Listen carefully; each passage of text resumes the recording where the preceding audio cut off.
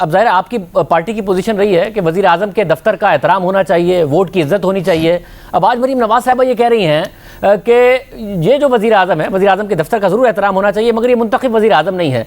तो इस तरह तो साइकिल ही चलता रहेगा कि जब भी बात आएगी इमरान खान, नवाज शरीफ को वज़ीर आज़म नहीं मानते थे, आप इनको नहीं मानेंगे। जब भी सिविलियन सुप्रीमेसी की बात आएगी, वज़ीर आज़म के दफ्तर की बात आएगी, तो ये पोजीशन ले ली जाएगी कि सिविलियन सुप्रीमेसी के लिए हम ज़रूर खड़े हैं, वज़ीर आज़म के दफ्तर के लिए हम ज़रूर खड़े हैं, मगर ये वज़ीर आज़म ठीक नहीं है। तो फिर तो ये इसी साइकिल में चीज़ें चलती रहेंगी। देखिए, इसी साइकिल में चीज़ें बिल्कुल दुरुस्त है कि चलती रहेंगी अगर ऐसा होता रहेगा। और इस साइकिल को ख़त्म करने के लिए जो है वो सबको बैठना चाहिए और सबको बैठ के एक कंसेंसस जो है वो क्रिएट करना चाहिए। लेकिन ये बात मरीम नवाज़ शरीफ की बिल्कुल 100% दुरुस्त है कि एक आदमी जो है वो एक कॉन्स्टिट्यूशनल ऑफिस के ऊपर जो है वो काबिज़ हो जाए और उसके बाद फिर वो अपने कॉन्स्टिट्यूशनल, अपने आइनी हुकूक की जो है वो बात करे, तो उसको वो हुकूक जो है वो किस तरह से दिए जा सकते हैं, या उसका ये क्लेम जो है वो किस तरह से जो है वो उसको जो है वो माना जा सकता है।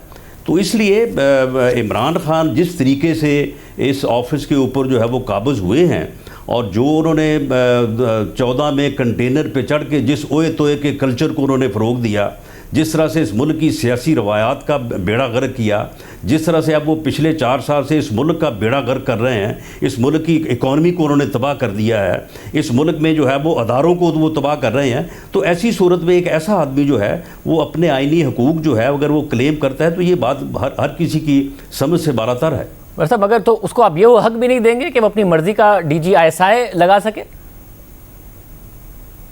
नहीं, अपनी मर्ज़ी का वो DGISI लगाए, वो अपनी मर्ज़ी का वज़ीर आला पंजाब लगाए, वो अपनी मर्ज़ी का जो है वो वज़ीर आज़म आज़ाद कशीर लाए, लेकिन जब वो फ़ैसला करता है उस फैसले के पीछे एक रीज़नेबिलिटी होती है, उस फैसले के पीछे एक रैशनल होता है, उसके पीछे एक मेरिट होता है। देखिए, वज़ीर आज़म को बिल्कुल ये तमाम इख्तियारात हासिल हैं, लेकिन उन इख्तियारात को इस्तेमाल करने के लिए वो कोई मादर पिदर आज़ाद नहीं है, वो कोई जो है वो निज़ाम सिक्का का कोई अपना जो है वो बादशाह बन के नहीं बैठा कि वो जो दिल में आए वो जो है वो फ़ैसले करे और जिस तरह से फ़ैसले करे उसे कॉन्स्टिट्यूशनल लिमिट्स में रह के, आइनी हदूद में रह के, एक रैशनल के तहत, एक रीज़नेबिलिटी के तहत फ़ैसले करने होते हैं। जब उसके फ़ैसलों के पीछे ये चीज़ें नहीं होंगी तो फिर लोग क्यास करेंगे और उस क्यास की बुनियाद के ऊपर जो चीज़ एक दफ़ा, दूसरी दफ़ा, तीसरी दफ़ा, 10वीं दफ़ा साबित होगी तो वो फिर ज़बान ज़द आम है।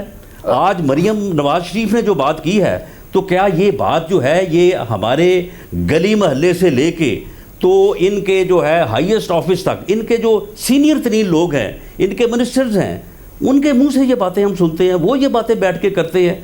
तो फिर अगर ये बात होगी तो वो बात जो है वो किसी ना किसी के तो फिर जो है वो ज़ुबान पे आएगी। उससे फिर मैं नहीं समझता कि फिर किसी को इतनी तकलीफ या इतना जो है वो उससे एप्रीहेंशन होनी चाहिए। मगर फारूक साहब, ये जो एतराज़ है कि जो अपना ज़ाती फ़ायदा है और अपनी ज़ाती या तो अपोजिशन को टारगेट करना या फिर पॉलिटिकल मैनिपुलेशन करना, उसके लिए वज़ीर आज़म इस इदारे को इस्तेमाल करना चाहते हैं। उसके लिए आज मरीम नवाज़ साहबा ने कहा कि उसके लिए एक शख्स को ओहदे पर बरकरार रखना चाहते हैं, जिसकी वजह से ये सारा का सारा मसला खड़ा हुआ है। तो मसला और जो है या मकसद है वो जमहूरी नहीं है वज़ीर आज़म का, बल्कि अपने ज़ाती सियासी मकासद के लिए इदारे को इस्तेमाल करना है, जिसकी वजह से मसला खड़ा हुआ है और जिसकी वजह से वो कह रहे हैं कि हम वज़ीर आज़म के साथ नहीं खड़े।